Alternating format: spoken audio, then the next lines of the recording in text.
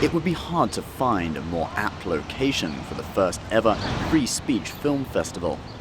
Across the road from Independence Hall in Philadelphia, at the American Philosophical Society's Benjamin Franklin Hall, the Free Speech Award is being handed out. The winner, Free China, The Courage to Believe, a film by Michael Perlman, co-produced by NTD Television and World to Be Productions. Festival founder Margaret Chu Barringer says Free China was a clear winner. This year's Free Speech Award-winning film was created by two superb young filmmakers based upon a book written by one young woman who had the courage to say no to both government and corporate fascism. There is no way towards peace, the Quakers say. Peace is the way. I hope this film changes our world.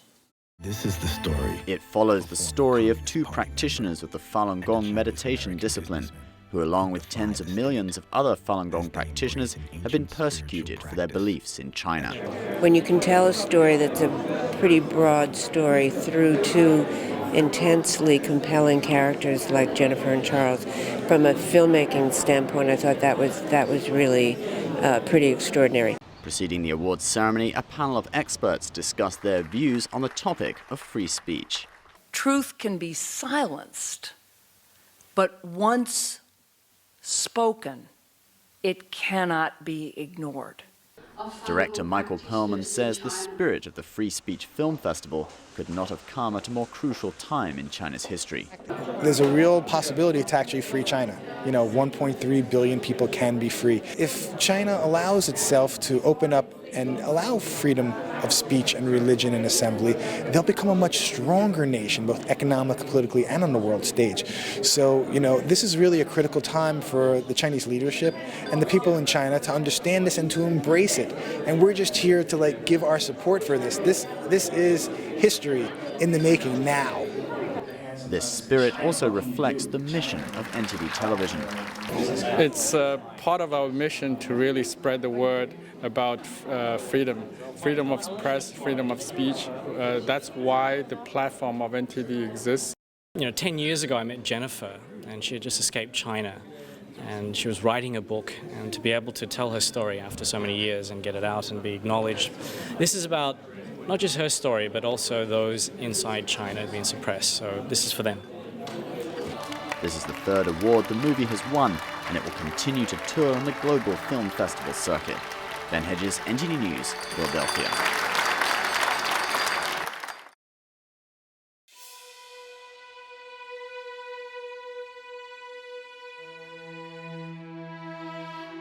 We refused to be terrified. I did not have a thought that I would die. Even if I would die, then I wouldn't be afraid of dying. It was about 2 o'clock in the morning when the police came to me and took me away. I was arrested at the airport, so I knew something bad would happen. Do you know you will get arrested sooner or later? And I said, why? Then he answered very seriously, because of your thought. Truthfulness, compassion, forbearance. They were taking this very seriously. This is an authoritarian state. Things like this don't happen. With courage to believe. Faith gives people the backbone to withstand unbelievable waves of repression.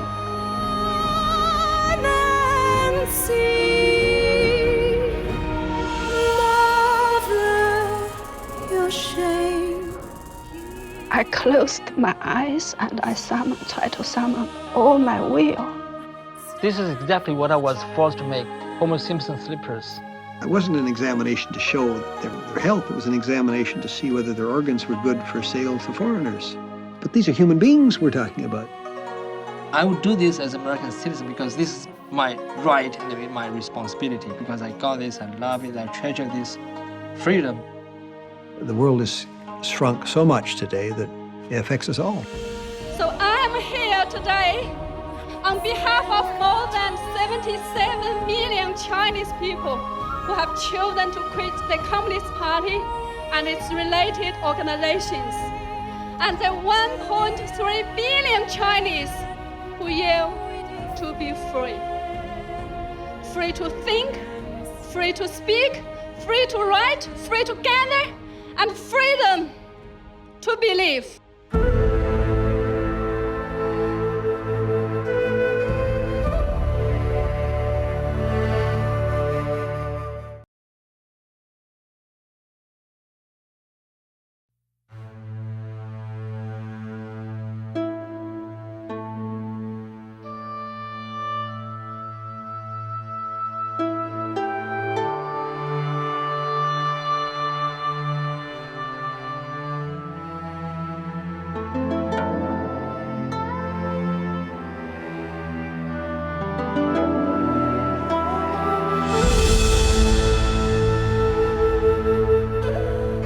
For 5,000 years, a belief in harmonious energy that flows through the universe has been at the center of Chinese civilization.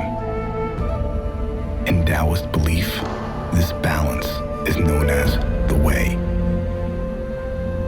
In search of a higher spiritual consciousness, Buddha channeled the Way through acts of compassion towards all living beings. Despite the Great Wall stretching over 5,000 miles, a series of imperial forces came from the sea to overthrow the empire.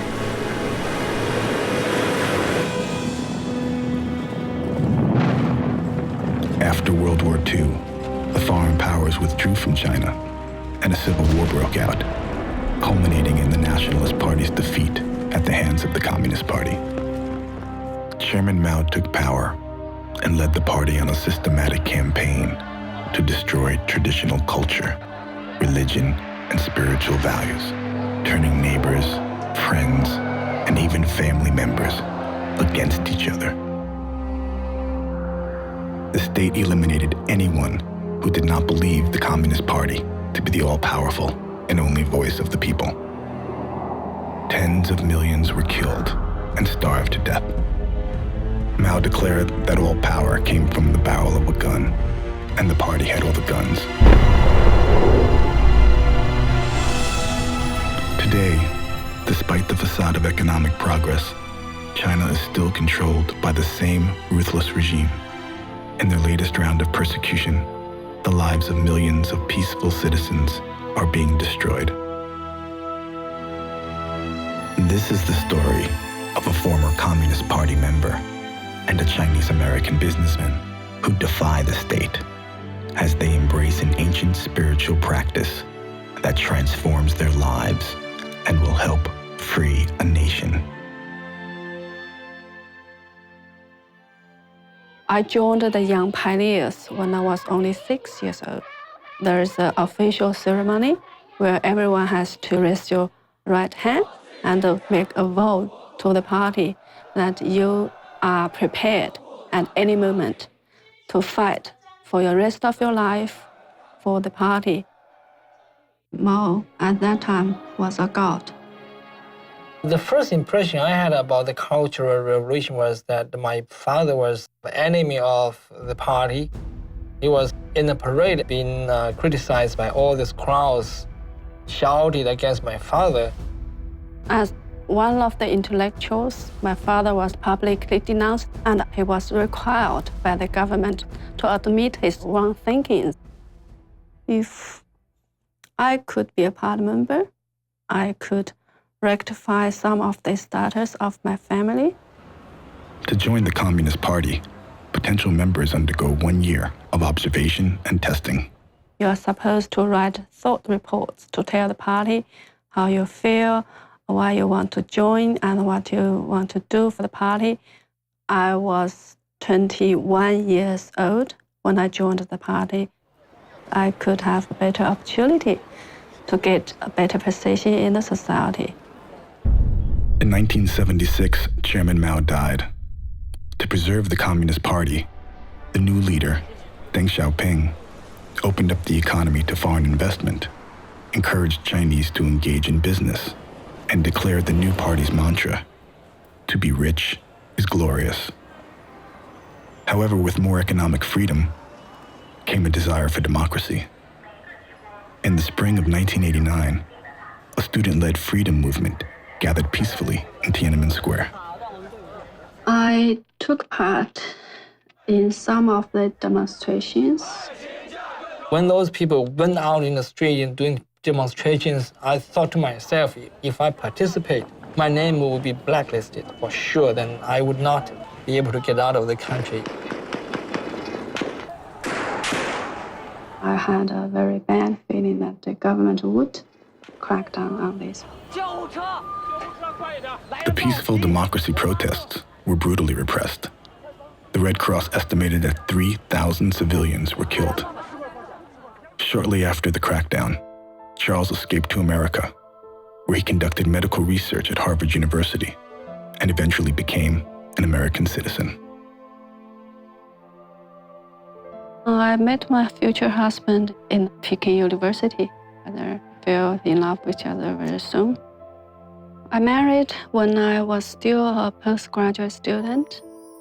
When I get pregnant, it's a great time. I was going to be a mother. I was going to have my own child.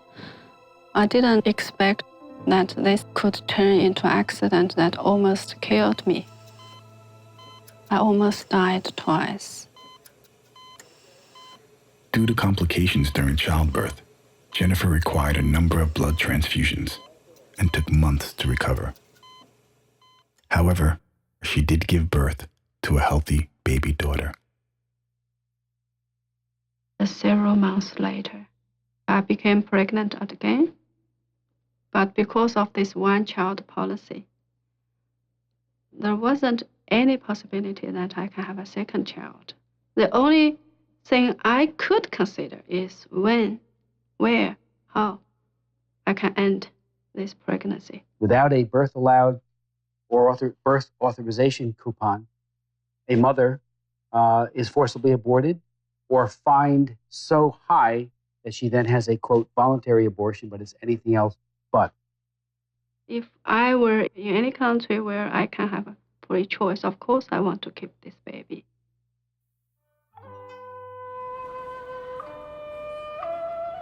Falun Gong, also known as Falun Dafa, is a spiritual practice that began in the early 1990s. It was a return to the traditional values of ancient Taoist and Buddhist beliefs. They combine exercises that channel a positive energy with meditation and a way of living based on 3 principles: truth, compassion, and tolerance. With no active leadership to obey, no buildings to maintain, and no fees to pay, people from all walks of life joined.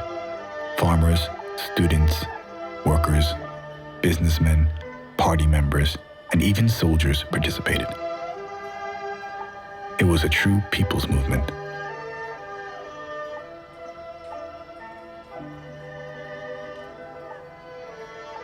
In 1997, in search of better health and a more spiritual approach to life, both Charles and Jennifer began to practice Falun Gong. So we practice these 3 principles and look inward into ourselves to improve our heart nature to be a better person. It really exchanges energy from the universe to help the good energy go inside your body and to bad energy go outside. My health improved. I felt I was living a new kind of existence. I think it's a combination of the mind, the positive thinking, and the daily exercises, because it worked at a holistic level. Life became much more easier because you only need to deal with yourself. You don't have to control others. And you couldn't control others, but you can control yourself. And by controlling yourself, those kind of stresses you had among people get away from you, and you gain this kind of inner peace and a broader mind and inner strength. This practice spread like wildfire throughout China. When the government saw the health benefits, they actively promoted the movement.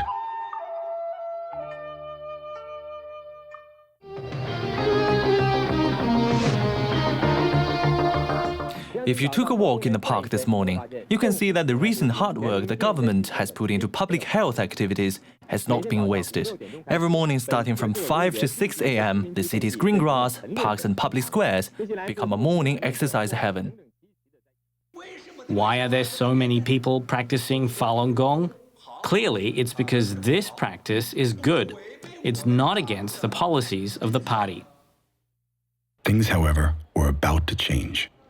In 1999, when it was estimated by Chinese party officials that the amount of Falun Gong practitioners exceeded the amount of Communist Party members, more than 70 million strong, the government turned on the Falun Gong and declared them public enemy number one. The campaign to destroy them became paramount. All state power was employed to this end. The minute it is perceived to surpass Chinese Communist Party membership, it becomes a major threat. Falun Dafa is an illegal organization, and the decision is to outlaw it.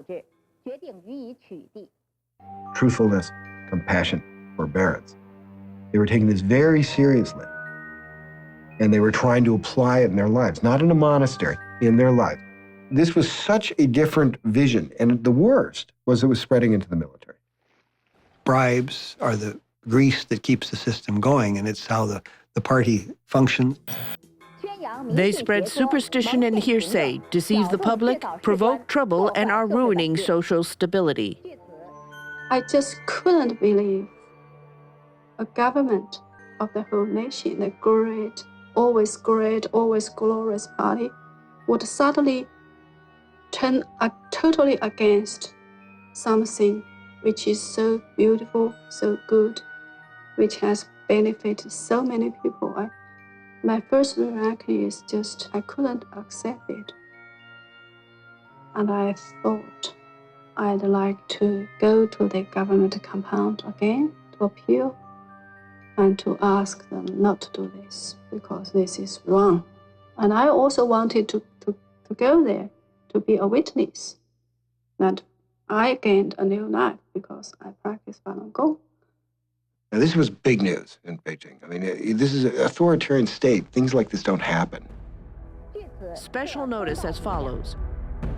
Prohibit any person in any place to hand out books, video, and audio or any propaganda material that spreads Falun Dafa or Falun Gong.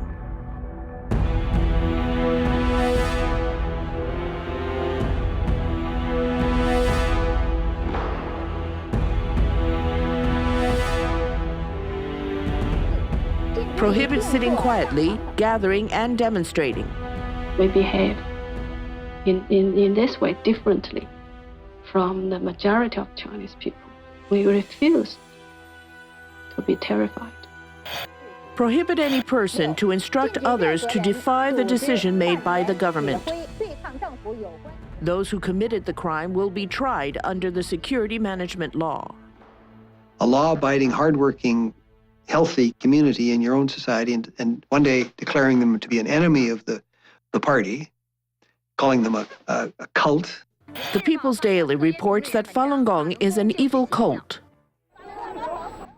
Falun Gong volunteers in 18 different provinces were arrested.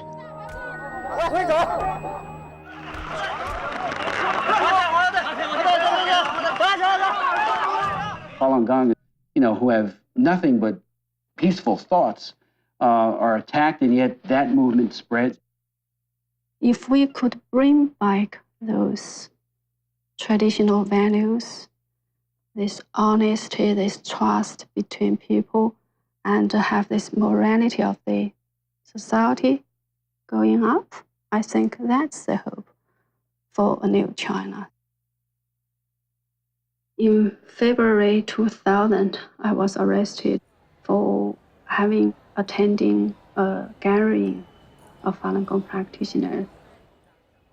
The police obviously wanted to find out the address of the meeting place. The police said to me, tomorrow it's an opening day for school. I can call your husband here and arrest him as well. And what can you do with your daughter left alone at home? They wanted to so-called reform us, but I didn't. So 1 month later, I was released on bail. My husband signed a bail paper for me. To those who are temporarily ideologically unclear, we will allow them to have a period to understand and change. The party will be patiently working on thought education. We refuse to confuse. We refuse to admit black is white, white is black. And that's why we were singled out. We wanted to uphold the principles. The Communist Party's Big Brother tactics soon spilled over to the internet, aided by companies from the West. Cisco built the original firewall for China. Around the time of the Falun Gong persecution, the Chinese Communist Party became very interested in controlling the internet.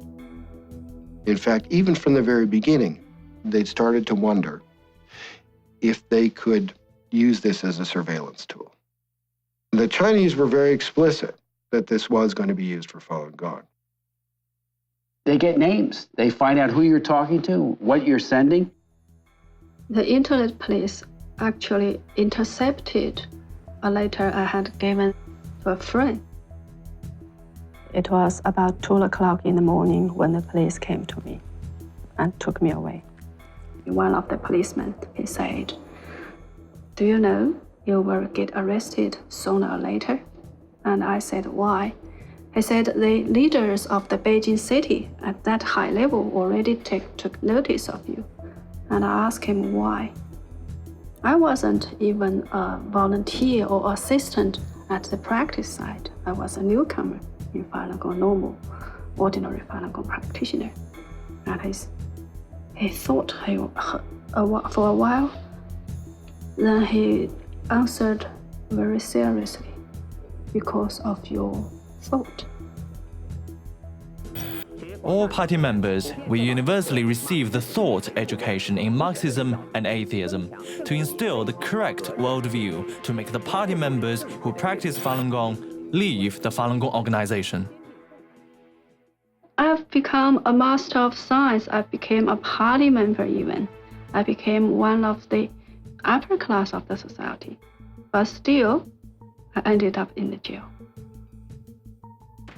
The first step is get us to admit that we were guilty. One day I was called out and given this 1-year labor camp sentence.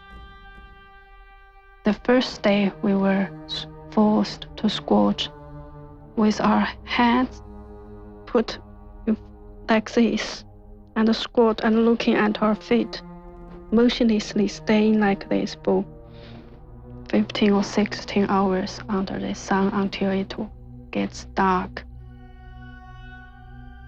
So 1 minute by 1 minute, 1 second by 1 second, I struggled, always struggled to keep in this same kind of position, and while our sweats just streaming down. And many elderly ladies fainted away. I almost fainted away. So I asked for a pen and a piece of paper to write my appeal. I was denied this kind of right in the detention center. So as soon as the policemen heard this, 2 of them get out, with each of them with an electric baton in their hand, just drag me out of the cell, drag me on the floor in the court, and just apply both of the electric batons on me everywhere on the body. Every time they apply the baton on me, I just couldn't help shaking. And the anticipating of the next round of shocks just was too terrible to describe. I closed my eyes and I tried to summon all my will to try to withstand this electric, shocks going within my body. And I feel the whole world is in darkness. And the whole world is collapsing right around me. And then I lost my consciousness. How could I still enjoy my life in this country like nothing has happened? I couldn't. It's like it's a call from my heart, it's something you have to do. In the re-education stage, we will get into the specifics to politically work on the mind. Different methods will be used on different subjects. I think by breaking away from the mental control of the party, it is a very important movement and a process of Chinese people to reclaim their identity. The resistance that Falun Gong put up to the attempts to eliminate them began really in the prisons. At the same time, they were showing up at Tiananmen Square at the rate of thousands per day. They weren't all appearing at the same time. There were 40 and 50 practitioners to an apartment streaming in from the countryside just so they'd have a place to stay before they went to Tiananmen Square and got arrested. You can see leaflets flying up in the air, which was the standard practitioner reaction just when they were about to be caught. The Communist Party has always been in control of the media in China. They used this power to launch a very huge media campaign against Falun Gong. A group of Falun Gong practitioners, they successfully tapped into the cable TV system and broadcasted these programs. This was the first time ever in the Communist China somebody had tapped into the party-controlled TV system to broadcast something the party didn't like, didn't want. I started to search for the methods of doing this, in this country, and then found some practitioners who knew the techniques. I learned from him. If I could make that happen in the hometown of the communist leader who is responsible for the persecution, that would be a big blow to the Communist Party leader. I did have a fiancé. I was very happy, but anyways, I had to do it because, if I just stay in this country, having a good life, I could have it, but it feels like something is lacking. I went back to China, I realized, well, totally different. It's totally different inside China. I went from the center of the TV station, search for the lines. I spent 3 days walking on the streets, looking for those things. I did them all myself. I did not want to get help from the local practitioners because that would be imposing a very big danger on them.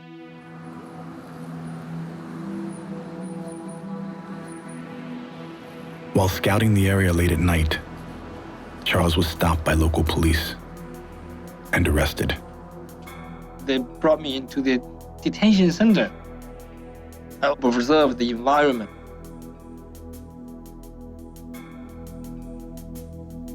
12 guys just surrounded me, asking what I was doing. I was none of your business. I'm a businessman. What's going on? What did you bring me here?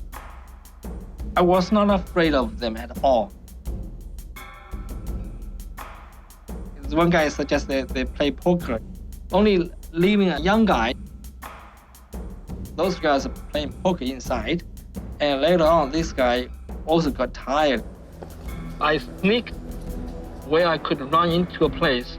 There was a window open, so I climbed to the window and then climbed to the top of the building. There was 2 steps, right? One step is to the window, and then another step, I hold on to the eaves, then I get onto the top of the building. They were trying to chase me on the side, which was a dead end. So that gave me enough time to run away. And then I go to the street and I catch a cab. I came back to America. I took a deep breath. A new generation of devices came out at that time. I must go back. Too many people's lives at stake. If we could stop this persecution as early as possible, we could save a lot of people. Only a few months later, Charles returned to China to finish what he had set out to do. When I went through the custom, then they took my passport and swiped against the computer. They asked me to stay aside for some issues. So I knew something bad would happen. I was arrested at the airport. I did not have a thought that I would, I would die. Even if I would die, then I wouldn't be afraid of dying. Immediately after I was detained, I started the hunger strike. I was trying to utilize this kind of situation as much as I could to let the outside world know what's really happening inside China. I would do this as an American citizen because this is my right and my responsibility, because I got this, I love it, I treasure this freedom. America is the leader of this free world, has this moral authority. It should have acted as such. I was doing the hunger strike to raise enough awareness. I use my body as a way to awaken people. Through the American consulate, the Congress made a resolution. It was very powerful. Raising Charles Lee's case over and over again in the hopes that he would be free. I feel like I had a heart attack and a short of breath. I was in the edge of collapsing. I saw blood when I went to the bathroom. I knew that was a point where I should stop and then continue other ways to fight. There was a U.S. consul sitting in the courtroom. I had an attorney appointed by the court, but it doesn't make any difference. On significant cases, there's a group of judges, and they decide what the result of the case will be and what the sentence will be. And so the people who hear the evidence don't decide the cases. The people who decide the outcomes don't hear the evidence. Charles was sentenced to 3 years in prison. I recorded all the details, what happened to me, the trial and the appeal later, right? I want to send this to the U.S. consul, want them to send it out. The prison regime didn't want to. They took the writings I made, regarding Falun Gong, that kind of things. They took it away. They didn't want to give that back to me. I started hunger strike. They tied me up in bed, for 3 days, nights. I couldn't move at all. They still yelling at you you nuts. You practice Falun Gong. Around 10 people holding me, and then they had people stick this very thick tube into my nose. I was vomiting. The food and blood, everything coming out of my mouth. The Laogai is China's system of forced labor prison camps. Literally meaning reform through labor, the Laogai not only serves as a tool of repression, but also as a large, free labor supply of between 2 and 4 million prisoners. It is an intricate part of the Chinese economy and has played a role in China's rise as a global economic power, second only to the United States. Both Jennifer and Charles were forced laborers in this system. Start working from 5:30 till we don't know what time in the night. Sometimes maybe 11, 12. The majority of the labor is the hand knitting sweaters. And in February 2000, the labor camp received an order to make 100,000 rabbits for Nestle. Because it was handmade, it needs at least more than 30 different procedures and more than 10 hours to create one piece. And the labor camp only received 5 cents, and we received nothing. Our laws say you can't send prison-made goods that might be made by 100,000 or so Falun Gong who are languishing in the Laogai. It's big business. All these products were all exported for overseas countries. So the police were very proud of that. So I myself made rabbits, sweaters, scarves, hats, cushions, and there were many other Falun Gong practitioners who made Christmas lights, shoes, slippers. This is exactly what I was forced to make in Nanjing prison. Homer Simpson slippers. I saw this label inside the prison when I was making it. SG Footwear, Hackensack, New Jersey. SG Footwear, the largest slipper manufacturer in the United States, are a total service provider, from factory selection to product delivery. When I was in America, I watched Homer Simpson shows, pretty often during the 90s, very funny. But when I was forced to make these shoes in prison, you don't feel it's funny at all. The United States and Canada and everybody has to say that the World Trade Organization rules are going to be enforced. Nobody is going to sell a product unless they can prove it's not made by forced labor. Forced labor, however, was just one method the Communist Party used to exploit Falun Gong practitioners. We were taken to a place to undergo a physical checkup, including X-ray, and had our blood drawn. And I was refusing. What they did was they held my body. Our prison guard, just took the blood away. They did not tell me what's that for. I didn't try to find out why, on the one hand, they torture us to death, and on the other hand, they spend so much effort, so much money to check our physical status. It wasn't an examination to show their health. It was an examination to see whether their organs were good for sale to foreigners or wealthy Chinese. China International Transplant Network Assistance Center had on their website, "Our organs do not come from brain-dead victims because the state of the organ may not be good." I realized I could have become a victim of organ harvesting. Because they don't smoke or drink, because they have very healthy lifestyles. And we've got this in the telephone conversations that we've recorded, explaining that people want Falun Gong organs.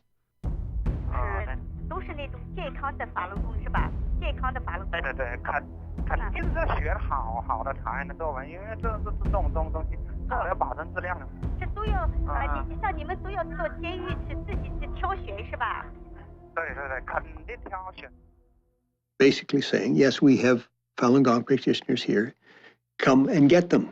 And you can pick them. It makes you think of some grotesque restaurant where you go in and you pick your lobster in a tank. But these are human beings we're talking about. In response, China stated, the government strictly forbids the sale of human organs. However, the Transplant Center website specifically sets out the price for organs. Human rights experts estimate that thousands of Falun Gong practitioners and other prisoners have been killed for their organs.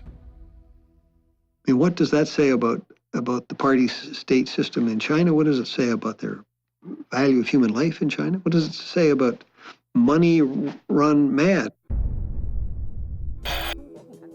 In the learning improvement stage, we will study Comrade Jiang Zemin's important speeches on why the CCP members are not allowed to practice Falun Dafa. Everybody was forced to watch the Communist Party's CCTV news broadcast. 16 hours, we were asked to recite out very loudly all these regulations without 1 minute stop. The victim will be surrounded by 15 or 20 people. Some of them are prison guards, some of them are criminals. They criticize you as you should be ashamed of yourself by practicing Falun Gong. They create an environment make you feel so lonely, make you feel like you're so powerless because you couldn't do anything. I just had lost my ability to think of my family. My mind was always occupied with this struggle.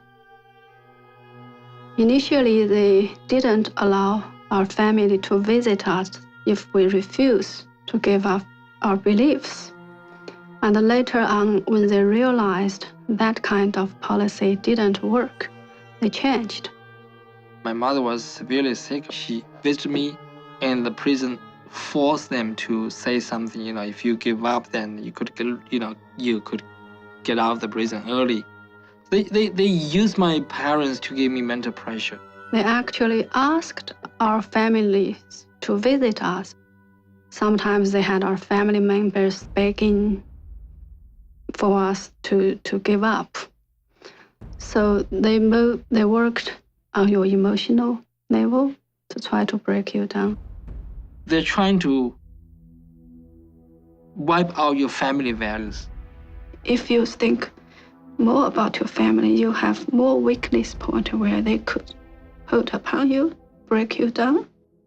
You need to summon all your remaining consciousness, rationality, and willpower to withstand all this. It's difficult, but it will end. I had this thought in my mind, like very firm, it will end. I would not give up. It was too overwhelming. You just didn't have the ability to think about anything else. This is an instinct reaction of a person. You had to shut down all this so-called weakness point. I was faced with a dilemma. I developed a very, very strong desire to write a book and expose all these crimes happening around me. If I didn't reform, I would never be released. The police had made it very clear to us, even if you served your 1-year sentence, they just give you another 3-year one, 5-year one, easy. Education will take many forms. It will be practical and effective. Learning time would be relative to whoever is involved. It was too much, and you suddenly felt such a strong desire to be together with your family.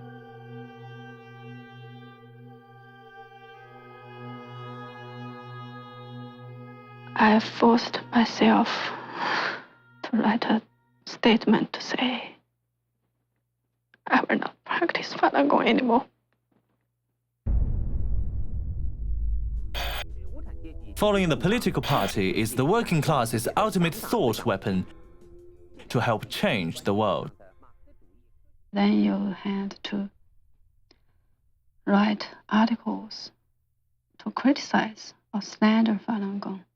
And then you need to go public. You need to read out your slandering articles in front of all the people in the labor camp and had that process recorded by video tapes.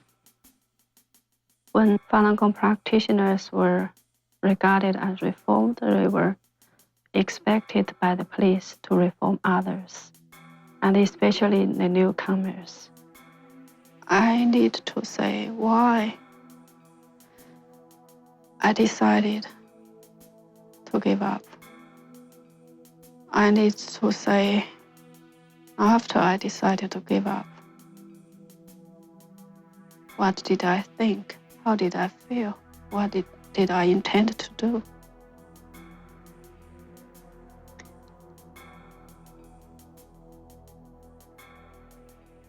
One couldn't imagine how hard it was.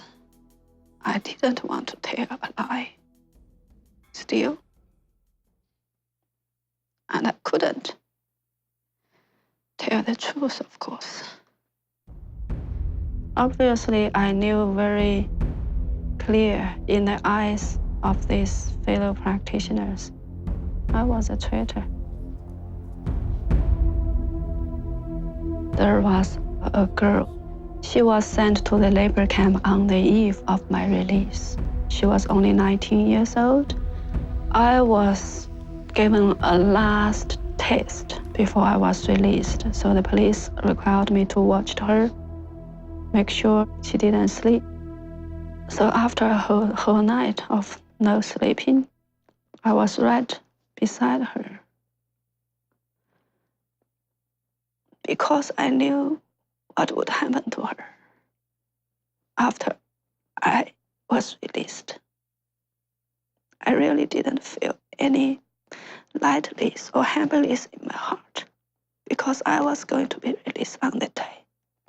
What's the point of me being released if she and all the others were still there? After 1 year in prison, Jennifer was released. When I saw the gate of the labor camp opened, the first sight I had was my husband. At that moment, I was really happy. And then the next second, I was taken by the police directly to the police station. And they told me I was supposed to help the police, re-educating others. But after this so-called reform, you don't know who you are. You don't have this sanity.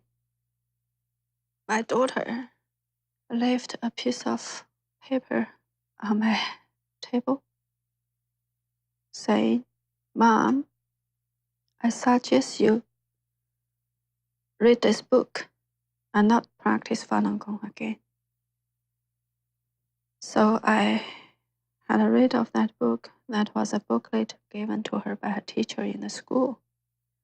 It was full of the most visual slides you could imagine about Falun Gong.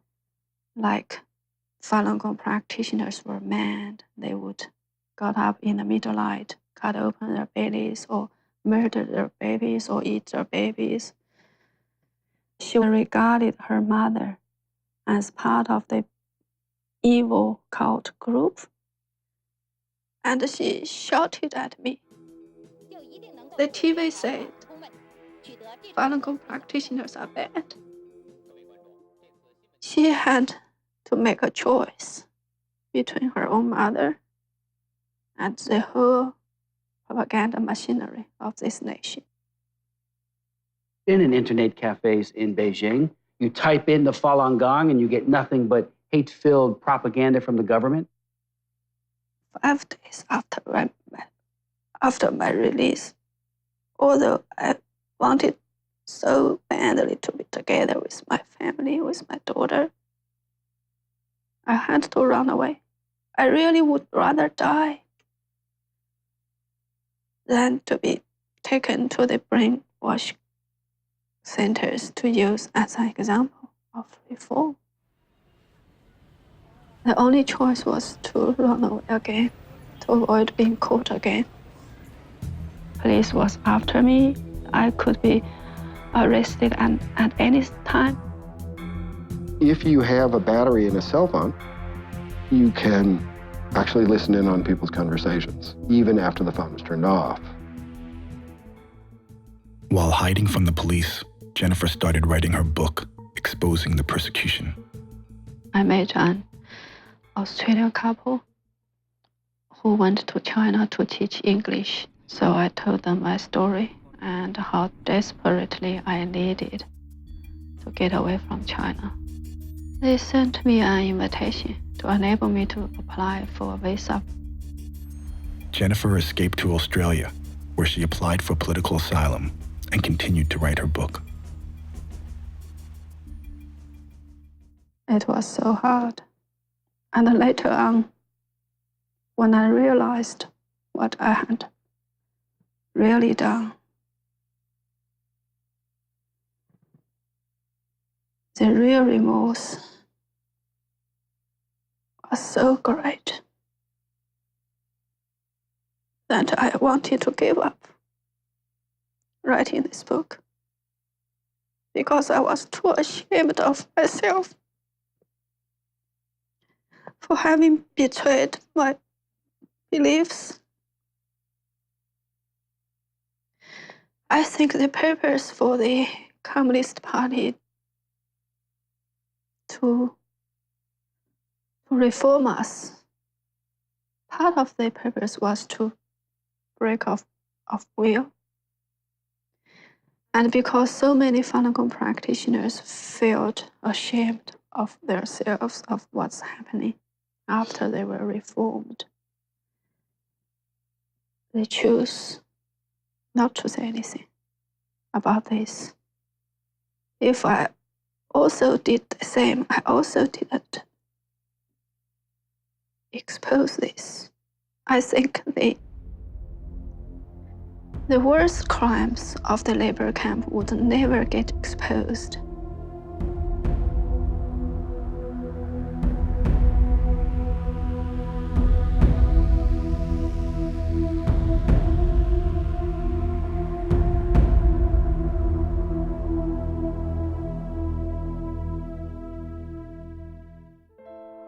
Jennifer's book was published and became an international bestseller.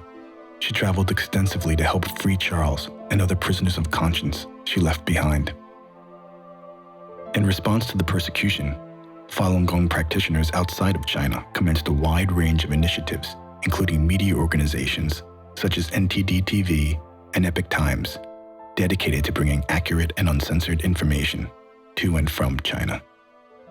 After finishing her book, Jennifer began helping these media outlets, as well as Shin Yun Performing Arts, whose shows are raising awareness of the persecution while inspiring a renaissance in Chinese culture. Despite all efforts employed by the Chinese government, Charles never renounced his faith. After 3 years in prison, he was finally released. I came back to this country and reunited with my fiancée. We got married. Then we had a kid. We have a very beautiful, lovely daughter. 3 years after I was released, I became reunited with my daughter again. She no longer regarded her mother as a bad person. She was reading something from the internet.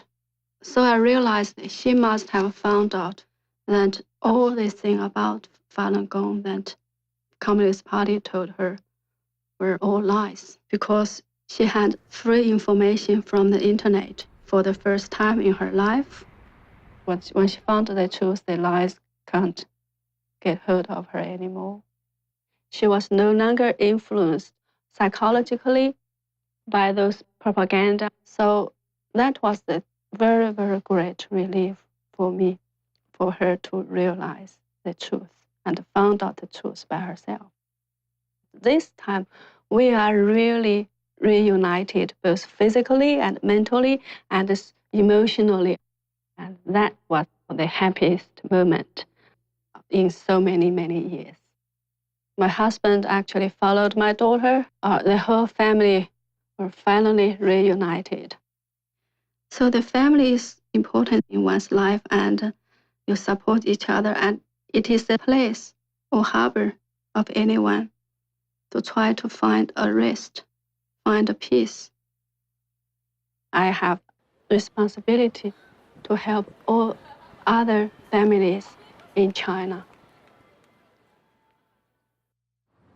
On the heels of Charles's efforts to expose organ harvesting, coupled with the publication of the book State Organs by Nobel Peace Prize nominee David Matas, a congressional hearing was held. I want to thank Dr. Charles Lee. He has been tenacious in trying to get the Congress to focus on this important issue, and so I thank him and I look forward to his testimony.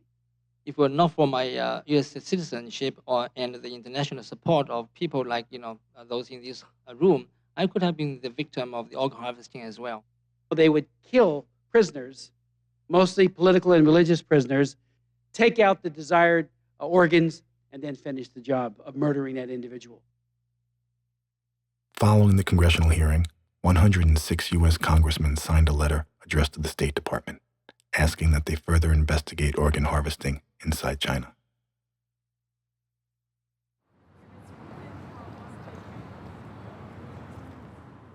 In 2011, the Human Rights Law Foundation initiated a lawsuit on behalf of Charles Lee and other Chinese political prisoners of conscience against Cisco for aiding and abetting the Chinese government in their repression of dissidents. In no country is the surveillance quite comparable to China. With the right algorithms, you can almost intercept intentions. You can find certain patterns to the way people set up websites, to the way they communicate, to the sentence structures. This is even more powerful than the words Falun Gong or democracy. This is what Cisco was talking about, really, underneath it all. And this is precisely what they became good at and what they gave to the Chinese. China has created the Great Firewall and wants to create its own sanitized version of the internet that will essentially isolate China from much of what is happening in the rest of the world. And when protests break out, it simply shuts down the internet, as it did in Tibet and Xinjiang in recent years. The whole world has become so tightly interconnected with each other, and we just can't afford to have 1 people out of 5 in this world not have freedom. The Global Internet Consortium is continuing my effort to bring the free information into China. We know that the Chinese government has deployed huge resources to surveil and to use every means of making as impenetrable as possible the great Chinese firewall. And I know that a number of very talented people, including some from the Falun Gong, who have been able to breach it, have come up with technologies that are very useful, not just for China, but elsewhere. As they continually break through the great internet firewall, Chinese-American Falun Gong practitioners are providing millions of people inside China with an email and website where they can access uncensored, free information. This information is critical in allowing Chinese to speak amongst themselves, to be able to organize and to think without control of the state. Today, the free software they developed is responsible for up to 90% of all uncensored internet access in China. Such software is also being used in other repressive regimes and helped Egyptians mobilize themselves through Facebook to end a 30-year dictatorship in early 2011. With discontent on the rise, more than 150,000 protests occur each year inside China. Christians to be persecuted, workers persecuted, peasants persecuted. Break away from the fear created by the party. By being fearful yourself, you are helping the government or the party to control the society and to terrify the whole nation. Jennifer and Charles returned to Washington, D.C. to further the cause of a free China. Free markets are no substitute for free thoughts, no substitute for free, peaceful actions. Falun Gong would be offering some of those moral precepts that actually we want business to have. We want a transparent business environment, a regular business environment, the kind that we have always desired from China, the kind that, in effect, the whole world could get rich on. The values of Falun Gong could well become the essential values of China. Faith gives people the backbone, or helps them to have the backbone to withstand unbelievable waves of repression. The regime is struggling to hold on to power by all means possible, but ultimately, freedom will prevail. We are on the right side of history. The world has shrunk so much today that it affects us all. This is the new reality of life in the 21st century. We will see a transformed China. It just takes time. You've got to get some money in people's pockets. That's the theory. But that if we test the theory, and if we actually look at the behavior of human rights in China over time, what we see are the trends going the wrong direction. So I'm here today on behalf of more than 77 million Chinese people who have chosen to quit the Communist Party and its related organizations, and the 1.3 billion Chinese who yell to be free. Free to think, free to speak, free to write, free to gather, and freedom to believe.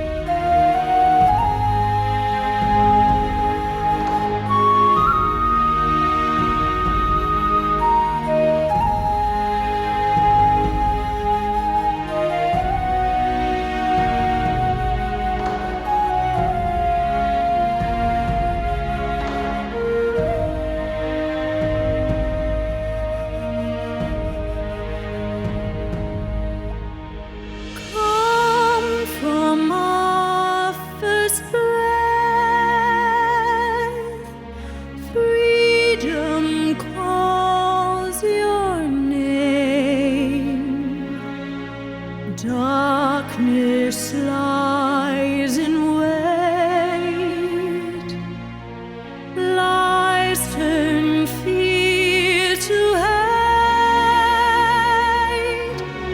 silent feel the pain, teardrops in the flame, sleepless through the night we slave away, with courage to believe, be free, we will hold on and see. Mother, your shadow